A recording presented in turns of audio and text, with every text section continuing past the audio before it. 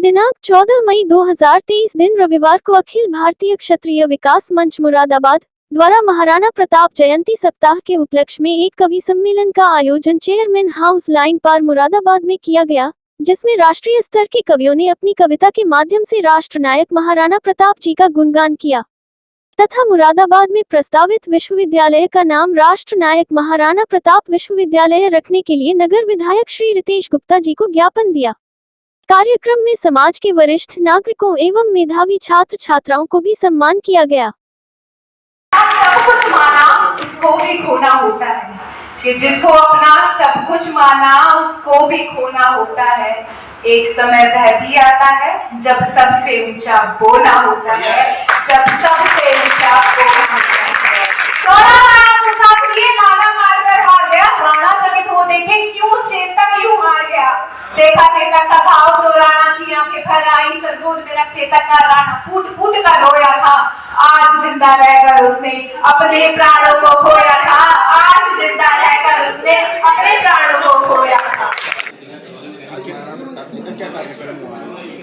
जी, आज यहाँ पे महाराणा प्रताप जी के उसमें कवि सम्मेलन था, जिसमें बहुत अंतर्राष्ट्रीय लेवल के कवि भी आए थे। उसी में हमने अपनी कविता भी बोली थी। वाकई में हमें बहुत कुछ सीखने के लिए, बहुत कुछ जानने के लिए, और महाराणा प्रताप का क्या रणकौशल था और युवाओं में क्या ज़रूरत है महाराणा प्रताप के उस खून की, उस हिम्मत की, आज ये भी जानने को मिला।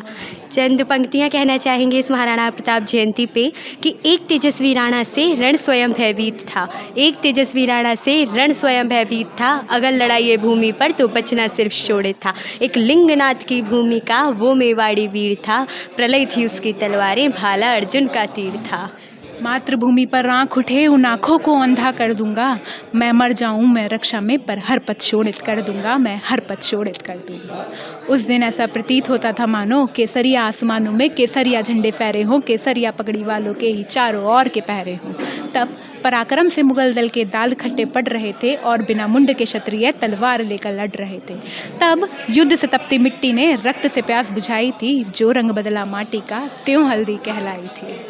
यूँ तो हम महाराणा प्रताप के विषय में कहें तो हमारे पास शब्द कम पड़ जाएंगे। बस अंत में आपसे इतना ही कहना चाहेंगे कि जीवन में यह अमर कहानी अक्षर अक्षर गढ़ लेना, और शौर्य कभी सो जाए तो महाराणा प्रताप को पढ़ लेना, तो महाराणा प्रताप को पढ़ लेना। धन्यवाद। अंकित जी, आज का जो कार्यक्रम बहुत सुंदर रहा और अनुभव बहुत अच्छा रहा। और उपलक्ष्य क्या था कि हम पहले से 25 साल से 2 कार्यक्रम करके आए। 9 मई को महाराणा प्रताप चौक पे, और उसके बाद जो इतना पड़ता है 14 या 15 उसको हम यहाँ करते हैं, सुबह बैठ के जो करते हैं। हमारा उद्देश्य जो था केवल हम उद्देश्य को समाज को बचाना था, महाराणा प्रताप की चरित्र को रखना था।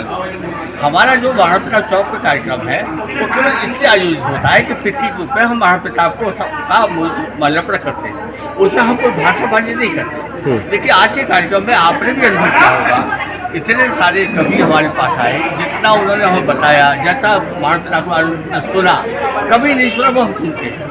हमारा उद्देश्य है कि जनमानस को इकट्ठा करके एक साथ।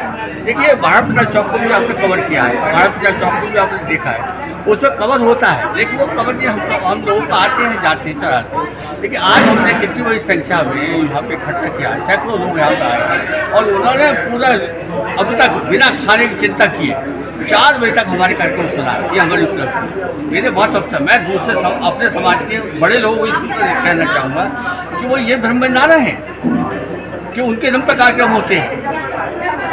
ये कार्यक्रम समाज की वजह से होते हैं, और हमने ये सिद्ध कर दिया कि हमारे कार्ड में बड़े बड़े नाम थे, उनको नहीं आया। लेकिन वो सारे हमारा कार्यक्रम कितना सफल हुआ है, या आपने फिल्मांकन भी किया है, चित्रांकन भी किया है, और आपने वीडियो देखा भी है। के बाद में देखा जाता जिस तरह का कहीं ना कहीं समाज के लोगों में बिखराव था, इस आज के कार्यक्रम को देखकर लगता है कि जो समाज संगठित होता हुआ नज़र आ रहा है। देखिए, समाज को संगठित तो हम कर ही रहे हैं, और देखिए इसमें क्षत्रिय भाषा, दोनों क्षत्रिय भाषा के लोग भी आए थे, और क्या कहते हैं हम भी थे। लेकिन फिर भी मैं सोचता हूँ कि हमारे प्रयास थोड़े कम हैं। हमारे प्रयासों के मुताबिक जितनी संख्या और आनी चाहिए, ये हॉल भर गया, बाहर भी लोग आ गए, इससे हम संतुष्ट नहीं हैं। समाज में हम एक बात तो कह रहे हैं, सुन रहे हैं, और लोग समाज एकत्रित हो रहा है, लेकिन अभी और भी समाज को एकत्रित हो रहा है। इससे हम पूरी तरह संतुष्ट नहीं हैं कि हमारा कार्यक्रम सफल है, अधिकतम सफल है। फिर भी हम उस सफलता को, कार्यक्रम को बड़े रूप में और करना चाहिए, ऐसा हमारा मानना है। कोई संदेश देना चाहेंगे समाज के लोगों को? देखिए, समाज के लोगों को संदेश के माध्यम से हमने देखिए ये कराया आपका कवि सम्मेलन। हमने सिर्फ केवल इतना कहा है कि महाराणा प्रताप के बारे में जानिए। महाराणा प्रताप की मूर्ति माला चढ़ाया, सोया या आलू लड्डू बांट ली, यही जरूरी नहीं है। आज का जो संदर्भ है, आज की जो वो है वातावरण है, आज की जो राजनीति है, उस राजनीतिक संदर्भ में महाराणा प्रताप उस समय से ज़्यादा प्रासंगिक थी। आज उनको ज़्यादा उनका चिंतन जरूरत है, क्योंकि जिस तरह से राष्ट्र पर खतरा है, जरा सारी चीज़ों पे लोग ये कहते हैं कि साहब हम ये फ्री कर देंगे, ये फ्री कर देंगे। अरे लाओगे कहाँ से? जब फ्री कर दोगे तो देश उन्नति कैसे करेगा? देश को उन्नति के लिए धन चाहिए। देश को चारों तरफ से, चीन की तरफ से, पाकिस्तान की तरफ से खतरा है, इसके लिए कहाँ से संसाधन लाएंगे?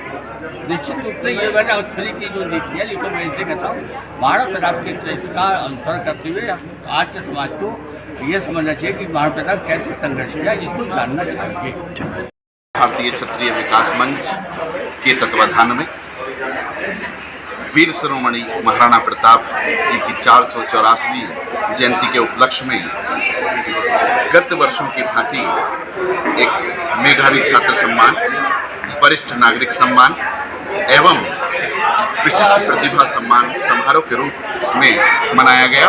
और इसी क्रम में एक कवि सम्मेलन रखा गया, जिस कवि सम्मेलन में मोहित कुमार शौर्य, अक्षय कुमार अक्षय और राष्ट्र कवि मनोज कुमार मनोज और दिव्यांश दिव्य एवं सौरभ राणा जी ने अपना उद्बोधन दिया। भारी संख्या में लोगों ने महाराणा प्रताप की कविताओं को सुनकर उनके आदर्शों पे चलने का आह्वान किया।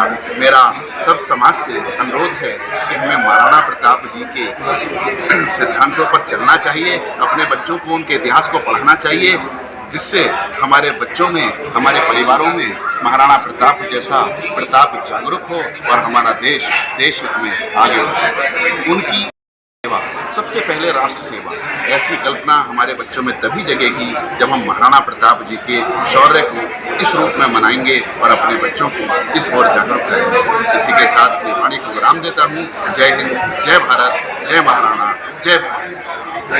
बात और कहना चाहता हूँ, पंडित नरेंद्र मिश्र जी जो मेवाड़ राज घराने के वरिष्ठ कवि हैं, उन्होंने ये लिखा प्रताप के विषय में कि राणा प्रताप इस भारत भूमि के मुक्ति मंत्र का गायक है, राणा प्रताप इस भारत का अपराजित काल विधायक है, राणा प्रताप की खुददारी भारत माता की पूंजी है, ये वो धरती है जहाँ कभी चेतक की टापें गूंजी हैं, ये वो धरती है जहाँ पर चेतक की टापें लोगों ने सुनी हैं और अपने हृदय में रखी हैं। मेरा सभी आपके चैनल के माध्यम से मैं कहना चाहता हूँ कि जितना अधिक से अधिक हो सके वीर शिरोमणि महाराणा प्रताप को पढ़ें, हमारे महापुरुषों को पढ़ें और उनको अपने दिल में उतार करके, उनके संस्कार को, उनके संदेशों को दिल में उतार करके नए हिंदुस्तान को लेकर के चलें और तभी हम विश्व गुरु हो पाएंगे। ये मेरी आप सभी लोगों से विनती है। महाराणा प्रताप जयंती के कार्यक्रम में बहुत सारे युवा आप संख्या देख रहे हैं, एकत्रित हुए हैं, सभी का दिल की गहराइयों से धन्यवाद करता हूँ। मेरे सभी कविगण जो हमसे वरिष्ठ कवि, देश के बड़े कवि इस कवि सम्मेलन में उपस्थित रहे और ये कवि सम्मेलन बहुत ऊंचाइयों तक गया, सभी ने बहुत आनंद लिया। ये सांस्कृतिक कार्यक्रम, ये साहित्यिक कार्यक्रम अगर निरंतर रूप से बच्चों को दिखाए जाएंगे तो हिंदुस्तान का बच्चा, हिंदुस्तान का युवा नए आयामों को छुएगा और अपनी मातृभूमि से जुड़ा है। महाराणा प्रताप जी तो हरी रोटी खाई थी खास की जंगलों में लेकर, उसके बारे में क्या कहना है आपका? चेतन जी, आप मेरे छोटे भाई हैं। पहले तो आप सबको प्रणाम। और आज अखिल भारतीय क्षत्रिय विकास मंच का जो प्रोग्राम हुआ है और सबने सहभागिता करी है, उसका सबको बहुत बहुत धन्यवाद। और इस मामले में मैं अपने आप को आपसे संपर्क करते हुए कहता हूँ कि कन्हैया लाल सेठिया जी, जिन्होंने कविता लिखी थी पाथर और पीथल, हम उनके बड़े आभारी हैं, क्योंकि उन्होंने इस चीज़ को, महाराणा को जनमानस तक पहुँचाने के लिए कविता लिखी। और कवि वर्ग जो होते हैं वो अपनी कविताओं में एक्सेसरेट करते हैं चीज़ों को, क्योंकि उनके पास एक पोइटिक लाइसेंस होता है, इंग्लिश में वर्ड है पोइटिक लाइसेंस, तो वो अपनी चीज़ों को एक्सेसरेट करने के लिए, रिद्म बनाने के लिए शब्दों का प्रयोग करते हैं। परंतु महाराणा ने कभी हरी घास की रोटी नहीं खाई। महाराणा थे, जिनके बारे में विषय में बात करते हैं, महाराणा वो लगातार युद्ध कर रहे थे। हल्दी घाटी के बाद भी अमर सिंह ने 17 युद्ध किए मुगलों से, एक भी नहीं हारा, सब जीते हैं। और सन 1559 में महाराणा उदय सिंह ने जब अमर सिंह पैदा हुए तो उदयपुर की स्थापना करी और हल्दी घाटी युद्ध ठीक उसके 17 वर्ष के बाद हुआ है। तो आप कल्पना कर सकते हैं कि 17 वर्ष के योद्धा से कोई वन मिलाओ रोटी छीन के भाग जाएगा। अरे 5 वर्ष के बच्चे से छीन के भाग सकते हैं। तो कन्हैया लाल सेठिया जी का हम लोग बहुत बहुत आभारी हैं कि उन्होंने कविता लिखी, लेकिन हरे घास की रोटी ऐसा इतिहास में कहीं नहीं आपको पढ़ने का मिलेगा। क्योंकि हल्दी घाटी युद्ध के बाद भी सन 77 में शहबाज खान ने दोबारा अटैक किया, फिर सन 78 में दोबारा शहबाज खान ने अटैक किया, फिर 79 में शहबाज खान ने तीसरी बार अटैक किया महाराणा पर, जिसमें वो तीनों बार विफल हुआ। और फिर सन 80 में जो है अब्दुल रहीम खाना आए जिन्होंने अटैक किया महाराणा के ऊपर, वो भी हार के चले गए। तो अकबर ने उनसे पूछा था कि भाई आप लोग क्या कर रहे हैं, तो उन्होंने उल्टा अकबर से प्रश्न पूछ लिया था कि साहब आप भी तो आए थे 1576 में, पहले मानसिंह आए, असफ खां आए, फिर आपने भी, उसके बाद आप भी आए महाराणा को पकड़ने के लिए। तो महाराणा को ना तो कोई पकड़ पाया, ना हरा पाया, ना उन्हें डिफीट दे पाया किसी को। तो हम ये कहना चाहते हैं कि कन्हैया लाल सेठिया जी जो हमारे बहुत प्रसिद्ध कवि हैं हिंदुस्तान के, उनका शत नमन है। मेरा कहने का कोई ऐसा आशय नहीं कि साहब उनको हम कुछ गलत ठहरा रहे हैं, लेकिन ये कविवरों के पास उनका पोइटिक लाइसेंस होता है जिससे कि वो एक्सग्रेट करते हैं।